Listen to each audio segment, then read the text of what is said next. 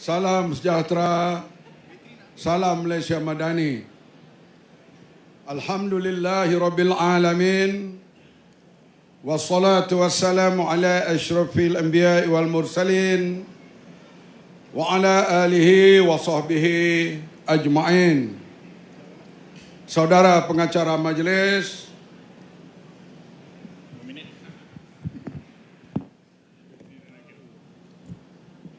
yang berhormat Anthony Loke, Setiausaha Agung DAP, sahabat saya Saifuddin Nasution, Setiausaha Agung kepada Pakatan Harapan, Menteri Besar Negeri Sembilan, Pengurusi Amanah Negeri Sembilan, seluruh pimpinan Pakatan Harapan di peringkat nasional, negeri, pemuda, wanita, semua peringkat, dan seluruh hadirin hadirat yang dihormati sekalian. Kenapa saya tak pegang mic? Saya bimbang kot saya baling mic. Sebab itu biarlah dia mic itu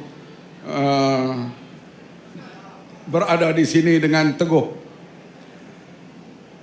Saya selalu dengan Saifuddin Nasution, seorang yang berceramah dengan saya sejak dia jadi pelajar.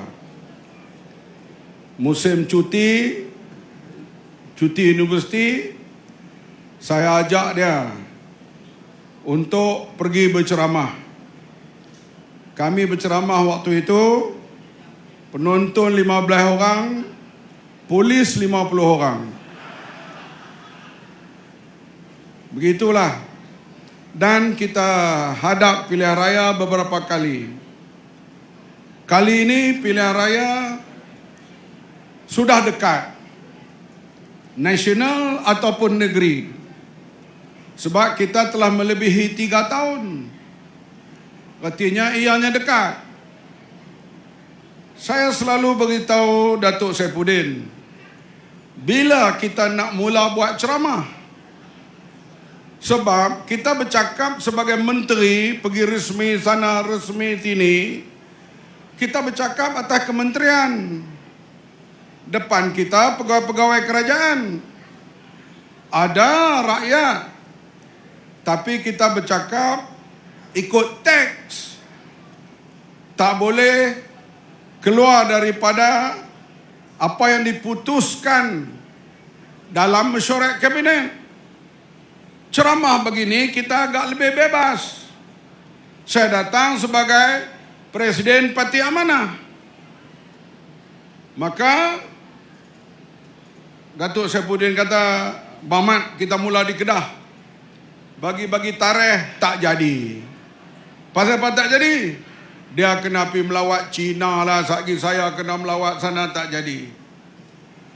Kemudian bila berlaku peristiwa di Negeri Sembilan, saya pun beritahu kepada Saifuddin, kita buat ceramah 6 hari bulan. Dia kata, boleh. Tu yang jadi malam ni tu. Artinya kejadian di Negeri Sembilan ini membawa hikmah kepada Pakatan Harapan. Kalau tak ada peristiwa di Negeri Sembilan ini, mana kita nak boleh kumpul ramai macam ni? Terima kasih kepada Tok Min. Ada timbul krisis di Negeri Sembilan ni. Maka kita boleh memulakan langkah.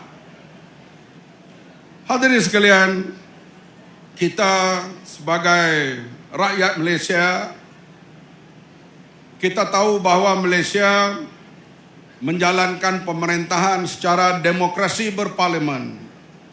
Iaitu kita pilih cara pilihan raya.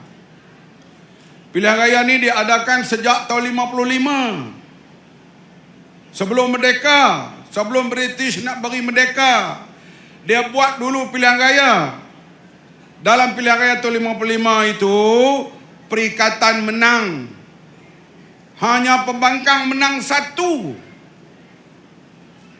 Lepas itu pilihan raya tahun 59, pembangkang menang agak banyak. tapi Perikatan menang lebih besar. Pilihan tahun 64, begitu juga Perikatan menang dengan besar. Tahun 69, peristiwa 13 Mei, Perikatan menang lagi walaupun pembangkang agak besar. Tahun 74, Barisan Nasional menang begitu besar sebab PAS dan Gerakan bersama-sama membentuk kerajaan dan bertanding di bawah Barisan Nasional. Tahun 78 BN menang lagi, 82 BN menang lagi, 86 BN menang lagi, 90 BN menang lagi. Waktu itu berlaku peristiwa yang menimpa Datuk Seri Anwar Ibrahim. Atau 90, peristiwa 46 pecah. Kita harap boleh tukar kerajaan. Dah, BN menang lagi. Kemudian datang tahun 95, BN menang lagi. Tahun 99, ini kita harap besarlah boleh menang. Tak boleh juga. Sampailah kepada tahun 2004. Kali ini BN menang besar bila naik Pak Lah menjadi Perdana Menteri. Kemudian 2008 kita harap boleh menang kena peristiwa Datuk Seri Anwar. Tak menang juga. 2013, 2018 baru kita boleh tukar kerajaan melalui pilihan raya. Artinya nak tukar kerajaan ini bukan senang. Kita mengambil masa bertahun-tahun dalam perjuangan itu. Waktu itu pembangkang bukan macam sekarang. Sebab kita telah memperjuangkan bersih. Boleh buat perhimpunan di mana-mana. Dulu ini kalau kami berceramah, berakhir dengan tidur di lokap. Saya ceramah dengan Saifuddin, kena gas. Kami lari ikut tingkap. Sebab waktu itu tak ada lagi akta perhimpunan. Kita lawan melalui bersih. Kita lawan berbagai cara untuk mendapatkan kebebasan berpolitik di Malaysia ini. Akhirnya atas usaha kita melalui berbagai rintangan, kena ISA lah tangkapan dan sebagainya, Lim Kit Siang dan semualah pimpinan menghadapi begitu berat yang mereka pikul untuk mendapatkan suasana demokrasi yang selesa di Malaysia ini. 2018 kita menang. Dan hadirin sekalian, dalam pemahaman politik baru sekarang ini, bukan soal siapa besar, tetapi lebih dilihat soal perpaduan dan kesejahteraan. Ini yang disebut oleh Saifuddin, yang diulang tadi oleh Anthony Loke. Bukan soal siapa besar, bukan siapa kuat, tapi bagaimana kita nak membina perpaduan itu. 2018, parti terbesar DAP. Kemudian keadilan. Tetapi menjadi Perdana Menteri, parti yang menang 13 kursi, Tun Mahathir. Kenapa? Di waktu itu soal perpaduan, soal keupayaan, soal untuk membentuk kerajaan yang pertama selepas kerajaan yang lama memerintah. Pengalaman perlu untuk mentadbir selepas itu, maka disetujui Tun Mahathir jadi Perdana Menteri. Kemudian semua kita tahulah berlaku itu dan begitu ini, akhirnya berlaku peristiwa Sheraton Move. Janganlah hadirin sekalian, jatuh kerajaan melalui tebuk atap ni jangan ulanglah. Jangan sedih. Saya sebagai Menteri Pertahanan pergi bermesyuarat hak pertahanan di Munich, Jerman . Daripada Jerman naik kapal terbang pergi Bangkok, Daripada Bangkok tukar pakai kapal terbang pergi ke Hanoi, bermesyuarat Menteri Pertahanan ASEAN. Balik-balik mesyuarat pertahanan ASEAN sampai-sampai di Kuala Lumpur, kerajaan dah jatuh. Anak aram jadah tunggu.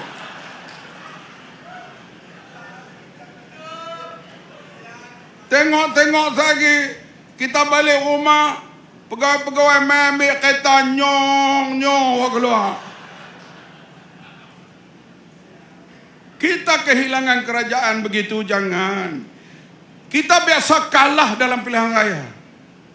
Berapa kali masuk, ada menang, ada kalah. Tidak menjadi masalah. Tetapi bila kita menang, kita bentuk kerajaan, jatuh cara tebuk atap ini, tolonglah jangan ulang di mana-mana. Setuju atau tidak? Tunggulah, sabarlah. Sampai pilihan raya umum, kita lawan. Nak berkawan pun boleh, nak lawan pun boleh.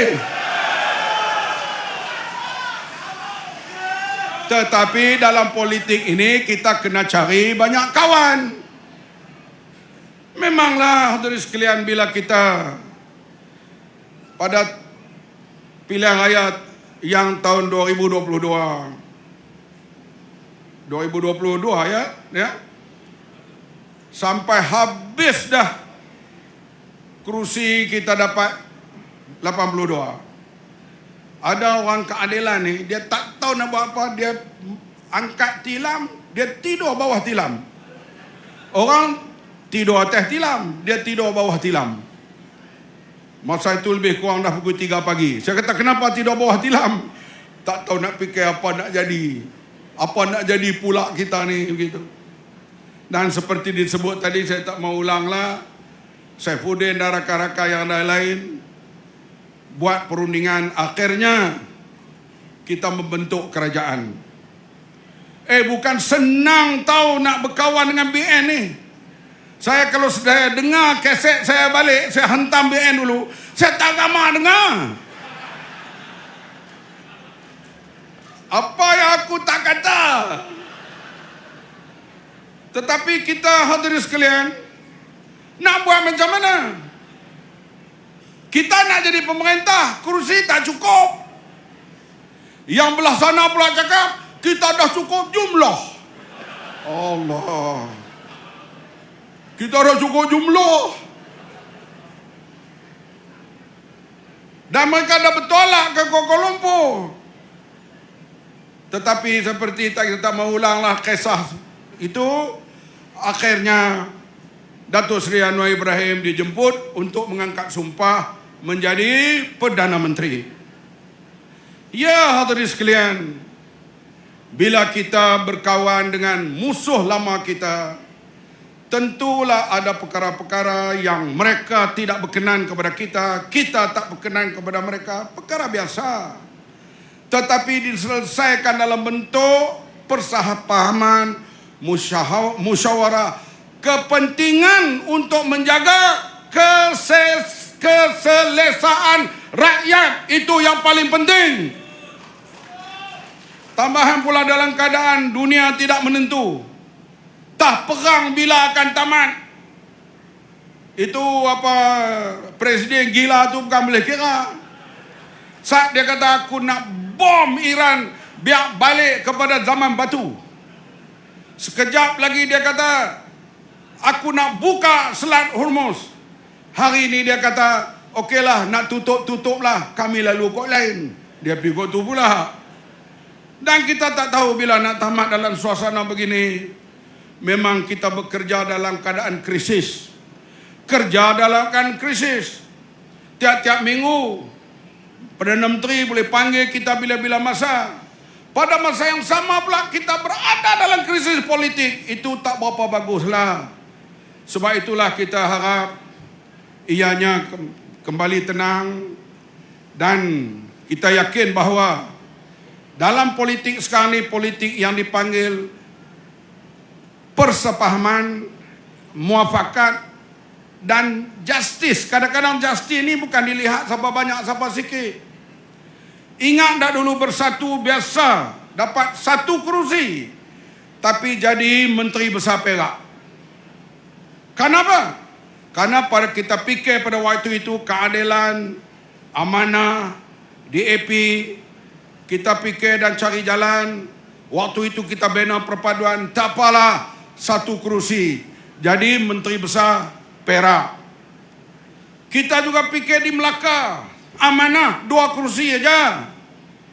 2 kerusi. Tapi Adli Zahari diangkat jadi Ketua Menteri Melaka. Keadilan bertolak ansur, DAP bertolak ansur dan maka lantik Adli.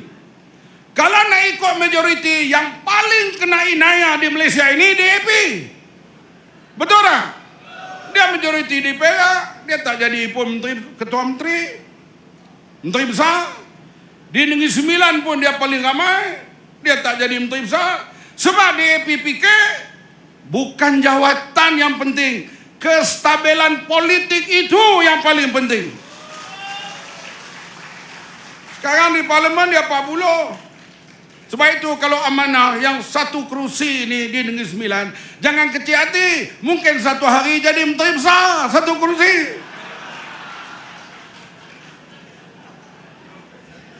Sebab politik coalition ini dia tidak menentu. Dan dunia menuju ke arah itu. Sebab itu di Thailand kadang-kadang itu setahun tukar 2 kali Perdana Menteri. Kadang di Jepun begitu juga politik. Parti itu mesti majoriti parti ini pembangkang sudah tidak jadi begitu. Di Eropah pun bukan begitu lagi. Kalau dulu, kalau di England, konservatif, Labour Party. Sekarang sudah muncul third force yang boleh mengambil alih Britain. Artinya politik coalition ini mesti ada dalam pemikiran kita. Amanah dengan doa, sebab kita satu. Kemudian yang banyak pula jangan satu ni mungkin ada kelebihannya.